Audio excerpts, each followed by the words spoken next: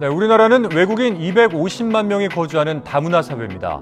피부색과 언어는 달라도 대한민국을 함께 만들어가는 소중한 이웃들인데요.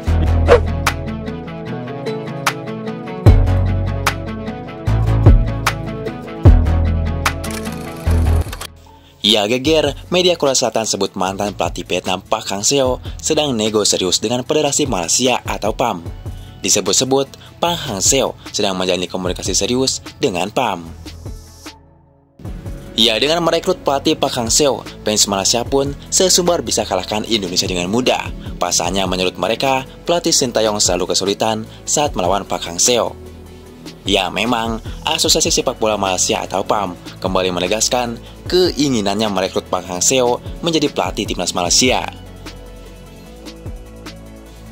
Malaysia sempat dikejutkan berita besar pada tahun ini usai mundurnya Kim Pan-gon dari kursi pelatih timnas Malaysia. Kini, Harimau Malaya ditangani sementara oleh Pau Marty Vicente. Kendati sudah menunjuk juru taktik asal Spanyol tersebut, PAM masih menyatakan minat untuk menggunakan jasa Park Hang-seo. Park Hang-seo sebelumnya pernah mengangkat prestasi timnas Vietnam pada periode 2017 hingga 2023. Presiden PAM, Datuk Hamidin, menegaskan bahwa tujuannya saat ini untuk memantau performa Pau Marty sebagai juru taktik timnas Malaysia. Di sisi lain, PAM juga bekerja keras untuk berburu pelatih baru. Salah satu yang diburu adalah Park Hang-seo. Kami akan menilai prestasi Pau Marty. Kita membuka peluang untuk membuktikan kemampuan mengendalikan Harimau Malaya. Tetapi, pada saat yang bersamaan, kami juga melihat ada beberapa pelatih lain. Salah satunya adalah Park Hang-seo, ada dalam radar, ujar PAM. Ya, keputusan Kim Pan-gon untuk mundur sebagai juru taktik timnas Malaysia tentu sangat mengejutkan. Pasalnya sebelum ditunjuk jadi juru taktik, PAM juga tengah mengincar Park Hang-seo sebagai salah satu kandidat. Namun PAM menunjuk Kim Pan-gon pada 21 Januari 2022. Ya, pelatih asal Korea Selatan tersebut ditunjuk dengan kontrak sampai Desember 2025. Namun Kim Pan-gon langsung mengundurkan diri pada Juli 2024 lalu. Setelah mundurnya Kim Pan-gon, Malaysia masih dalam pencarian pelatih baru. Ya, Pau Marty ditunjuk sebagai solusi sementara PAM sebagai pelatih timnas Malaysia.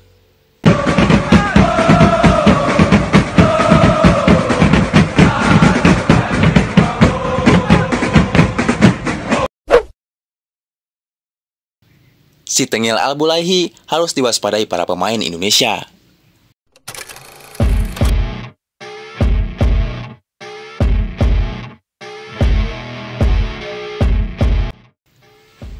Ya, Ali Al-Bulaihi adalah bek Arab Saudi yang terkenal garang dan suka memancing emosi lawan.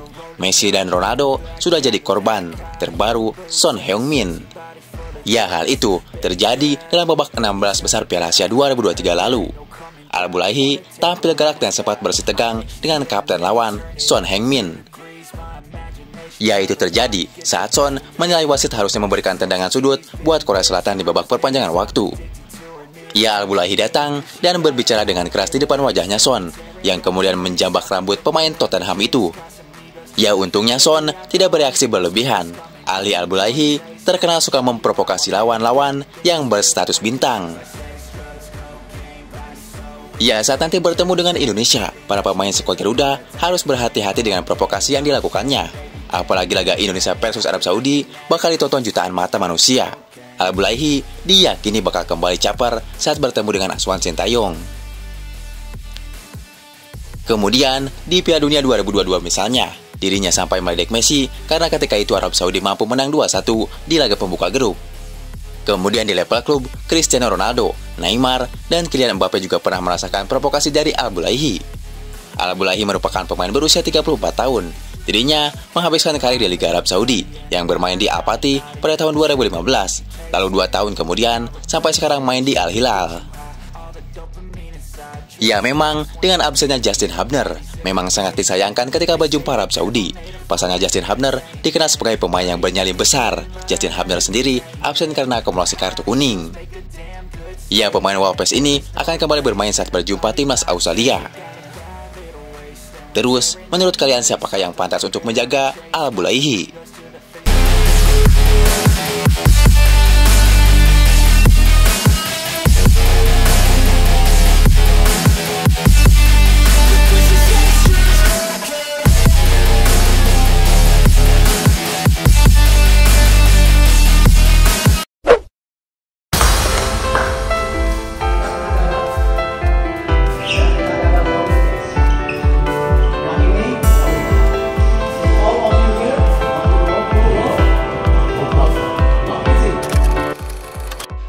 PSSI rela keluarkan uang miliaran demi timnas Indonesia lolos Piala Dunia 2026. Ya, Erick Thohir akan membuka opsi untuk menyewa pesawat ketika timnas Indonesia bertandang ke timnas Bahrain dan timnas Cina dalam grup C putaran ketiga kualifikasi Piala Dunia 2026 zona Asia.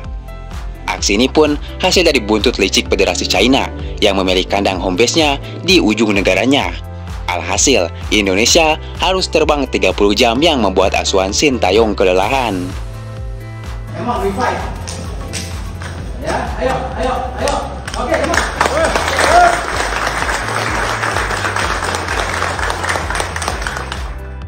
Sebelum away ke Cina, timnas Indonesia akan lebih dulu menantang tuan rumah timnas Bahrain di Bahrain National Stadium Ripa pada 10 Oktober 2024.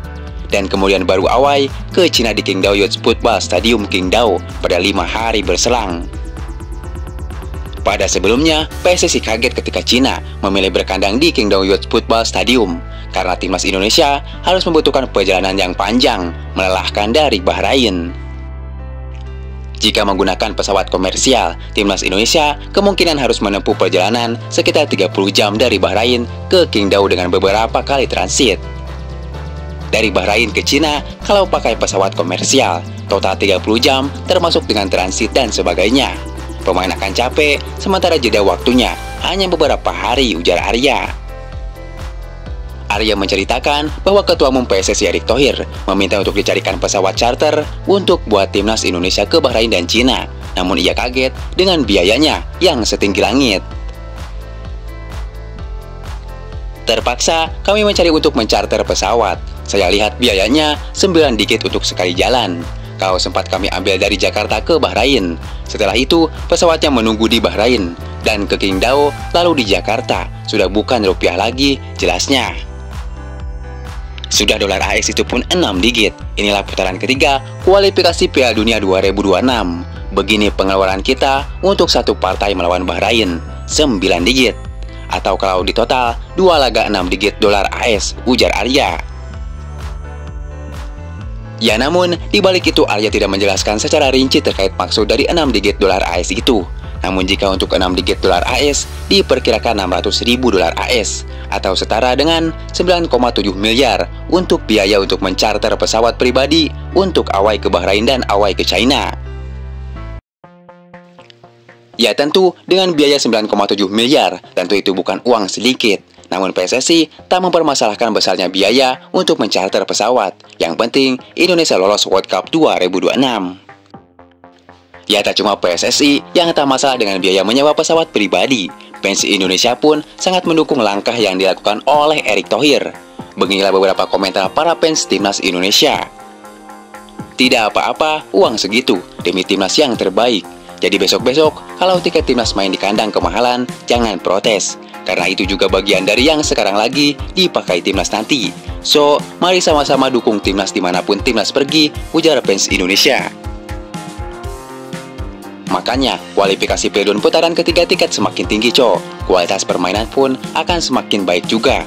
Dan juga dengan memenuhi stadion dengan tidak sadar, kita telah membantu operasional timnas. Jangan cuma bilang, untung banyak dari penjualan tiket, ujar fans timnas. Berapapun mahalnya harus berjalan dengan lancar demi Garuda Indonesia. Maju terus pantang mundur demi rakyat Indonesia, ujar fans timnas. Erick Thohir memang pecinta bola, jadi tahu mengelola bola. Kalau yang sebelumnya, semua politik gak ngerti bola sama sekali. Keuangan PSSI jadi sehat. Sehat selalu Pak Erick Thohir, buat kemajuan bola kita semangat, ujar fans. Ya, kesimpulannya, jika nanti Indonesia berkandang di Stadion Gelora Bung Karno, tentu tiket kandang sudah pasti akan sangat mahal. Jadi sebagai fans sejati, kita tidak boleh teriak-teriak. Apalagi ada kata-kata, tiket dimahalkan, PSSI hanya nyari untung saja. Nah, kalian harus tahu, timnas Indonesia saat ini bukan berlaga di kompetisi ASEAN, tapi kualifikasi Piala Dunia 2026. Jadi segala sesuatunya memerlukan uang banyak, apalagi level Indonesia bukan level ASEAN lagi. Timnas Indonesia juga akan away ke beberapa negara di Asia, bukan cuma satu kali, tapi beberapa kali. Karena sistem kualifikasi Piala Dunia 2026 adalah home dan away.